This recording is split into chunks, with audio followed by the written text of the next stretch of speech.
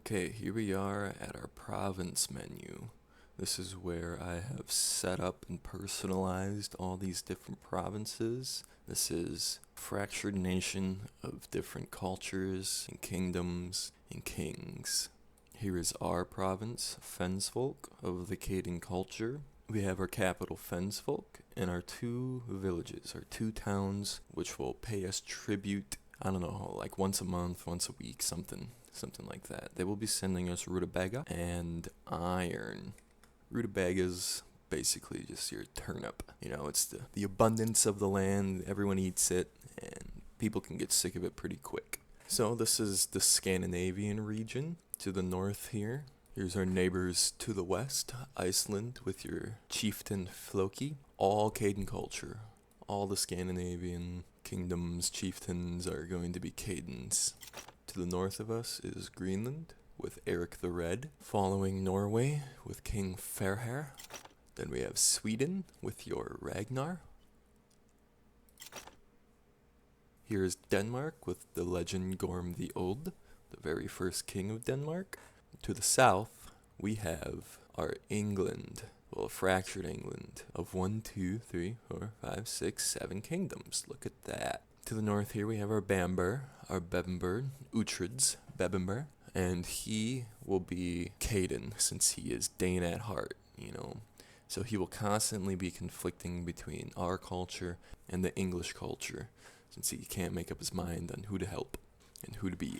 To the west of him is Northumbria with King Aela, quite fitting character, kind of looks like fat curly-headed Aela. To the south of Bamber, here is East Anglia with King Edmund. Then we have Mercia, King Ethelred. Kent with King Ethelbert.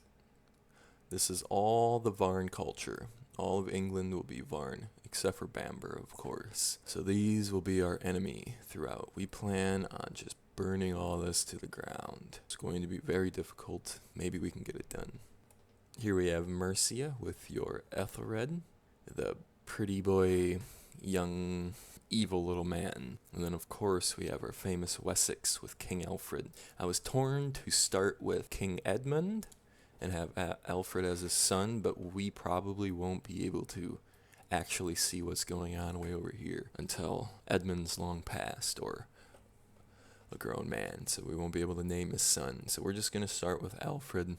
And Alfred strives to unite the 7 kingdoms of a united England. South of him will be Sussex with your King Ethelwulf. And to their east, to England's east, this still counts as England. We have your Jorvik. Your Blood Axe has already came down, conquested, and taken over York. So this is his Jorvik, the Caden culture. And then to the south of him, you have your Syria with King Marwan. This will be the Mockin cultures, kind of the border here to the far east and the far south. Neighboring Syria will be your Abbasids. That will be your proto-Afghanistan or proto-Iraq. I forget. Again, Mockin with King Abu. And then north of them will be the Baltic states region.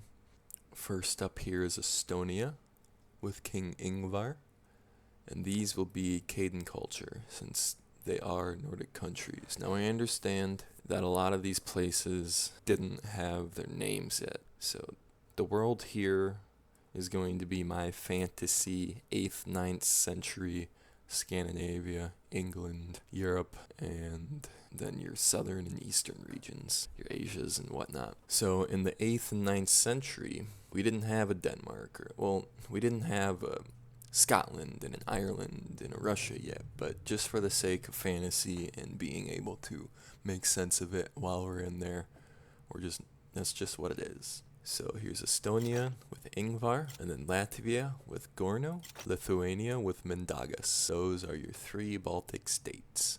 And then to the north of them, and to the east of Scandinavia, kind of your Europe region, will be starting off with Germania, with every other country will have 1 Caden, because that's kind of how it is. Every country did and does have a Nordic culture, a Norse Asatru culture. So here's the Germanic Germania with King Otto.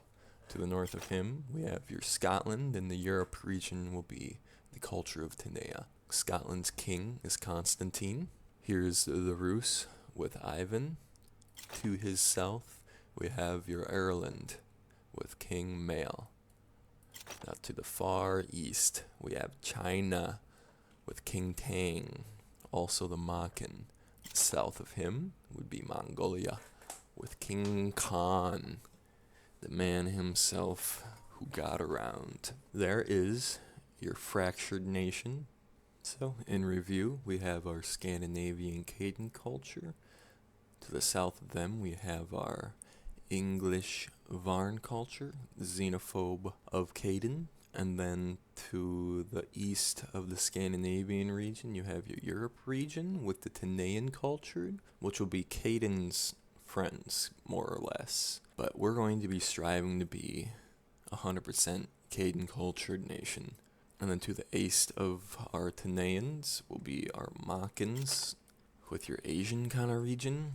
And to the south will be your Baltics and more of your Makans. The plan is to unite all the Cadens, starting off with just the Scandinavian region. And we need to build an alliance with our Bamber to establish a foothold in our England, and then build an alliance with Germania to establish a foothold in the Europe region. And eventually, we will be in all-out war with the English region. And there we have it. Those are our provinces, cultures, and kings and kingdoms. Let's move on to our game parameters. Our start scenario will be the Sword's Path. So my noble house is ruled by an exiled bastard who, in order to survive, has learned to stand up for himself and has thus gathered a decent army. A decent amount of weapons is also available, but unfortunately the food was consumed on the last campaign we were on, and wood and other resources were lost. This is an additional challenge for experienced players. I prefer that to be my start scenario. Here are our modifiers. I play with surplus of iron, excessive iron, which won't really apply for us since there is no iron deposit in our province, so we won't be able to build a mine. That's why, however, one of our villages has an iron deposit that they will be building iron resources and sending tribute to us, so that'll take care of the lack of that.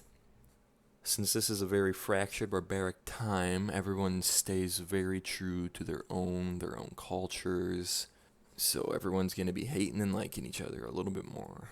We will have strength and numbers on. Peasants and prisoners have decided that no one will protect them better than themselves. As a result of that, all migrants and prisoners start with a combat skill of 5 through 10. They'll just be a little hardier, a little more fight in their hands, and a little better with a blade. Last but not least, we will have longevity on. The time before aging begins is increased by 10 years, and that will take effect when they turn like 60, right? Which makes sense in IRL, because that's kind of when you turn into your senior citizen. It's not 40, it's 60. We're not going to be doing the Unholy Horde Crisis. Our difficulty will be set to normal, and we have cranked our gold to 5,000. I would crank it all the way over here to 10,000 if I could, but I can't. So, without further ado, let's start off with day 0.